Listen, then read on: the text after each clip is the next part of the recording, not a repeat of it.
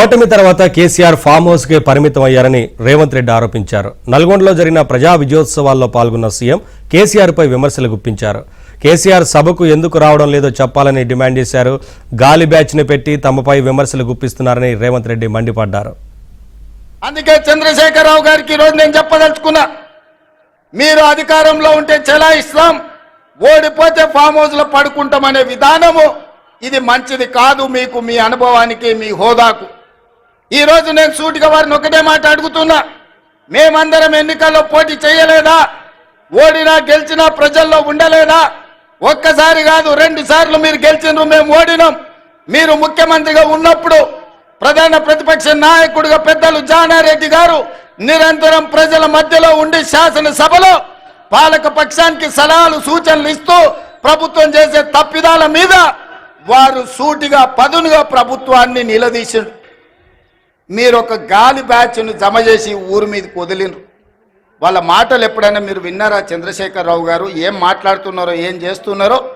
ఫ్యాక్టరీలు తెస్తామంటే వద్దంటారు, పరిశ్రమలు పెడతామంటే వద్దంటారు, రోడ్లు వేస్తామంటే వద్దంటారు, RRR కడతామంటే వద్దంటారు, బ్రాహ్మణ వెళ్ళి పూర్తి చేస్తామంటే వద్దంటారు, ఫార్మా సిటీ కాదు ఫ్యూచర్ సిటీ అంటే వద్దంటారు, మన ఫాక్సికాన్ పెట్టుబడులు తెస్తామంటే వద్దంటారు, మీకు ఇచ్చిన మెడికల్ కాలేజీలు పూర్తి చేస్తామంటే వద్దంటారు. ఈ రోజు ఏది అయినా వద్దనడం తప్ప ఇంకొక మాటనే వాళ్ళకి తెలుస్తలేదు. నేను అడుగుతున్నా, ఏది వద్దన్నప్పుడు, భూసేకరణ చేయొద్దన్నప్పుడు, పెట్టుబడులు రావద్దన్నప్పుడు, కాలేజీలు తెరవద్దన్నప్పుడు, ఉద్యోగాలు ఇవ్వద్దన్నప్పుడు, గ్రూప్ 4 పరీక్షలు పెట్టొద్దన్నప్పుడు, గ్రూప్ 1 పరీక్షలు పెట్టొద్దన్నప్పుడు, DSC నోటిఫికేషన్ రద్దు చేయమంటే ఏ విధంగా తెలంగాణ రాష్ట్రం ముందుకు వెళ్తుందో తెలంగాణ సమాజం ఆలోచన చేయాలి. ఇయ్యాల అయ్యా నడ్డా గారు, మీరు మా అడ్డ మీదకి వచ్చారు, అడ్డగోలుగా మీరు మాట్లాడకండి. నేను సూటిగా నడ్డా గారిని కాదు కానీ మోడీ గారిని అడుగుతున్నా.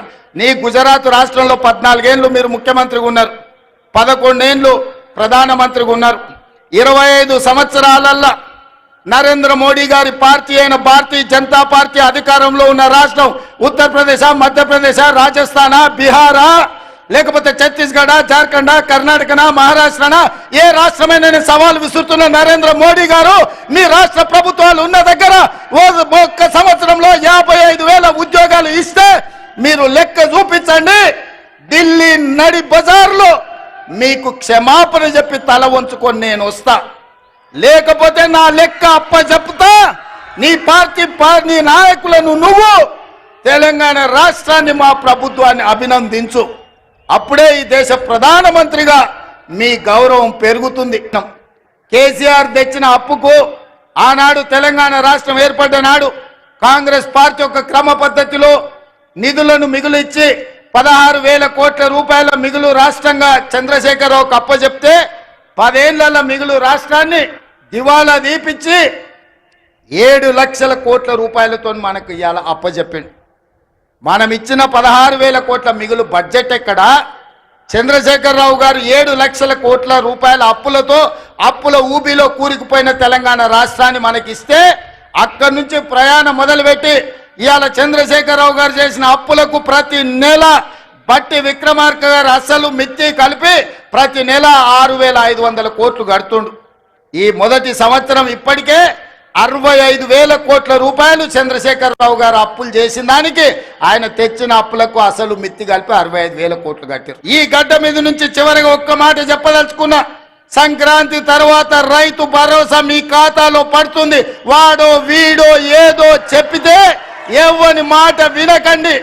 ఆనాడు ఒట్టేసి చెప్పిన రుణమాఫీ చేస్తా అని చేసి చూపించిన ఇవాళ మళ్ళీ మీకు చెప్తున్నా, తెలంగాణ రైతాంగానికి నల్గొండ గడ్డ మీద నుంచి మాట ఇస్తున్నా, సంక్రాంతి పండుగ తర్వాత మీ ఖాతాలలో రైతు భరోసా గలగల పడుతుంటే బీఆర్ఎస్ వాళ్ళ గుండెలు లబడబ లబడబ కొట్టుకోవాలి.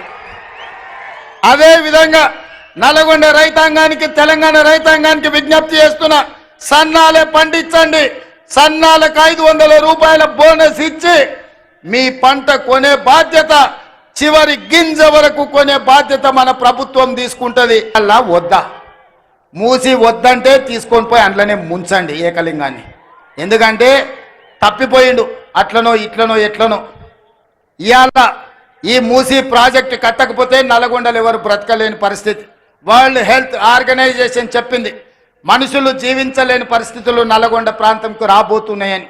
అందుకే ఇవాళ మూసీ ప్రక్షాళన చేసి గోదావరి జలాలు ఉస్మాన్ సాగర్ హిమాయత్ సాగర్ కు తరలించి అక్కడి నుంచి మూసీలో గోదావరి జలాలను ప్రవహింపజేసి మీ మూసీ ప్రాజెక్టు నేరేడ్చర్ల వరకు ఈ రోజు మూసీ ప్రాజెక్టును కట్టడం ద్వారా ఈ నల్గొండను అభివృద్ధి పదం వైపు నడిపించి కాలుష్యం లేని కలుషితం లేని నీరును మీ ప్రాంతానికి ఇవ్వడం ద్వారా ఇండస్ట్రియల్ పొల్యూషన్ నుంచి మిమ్మల్ని కాపాడడం ద్వారా మూసీ కట్టి తీరుతాం.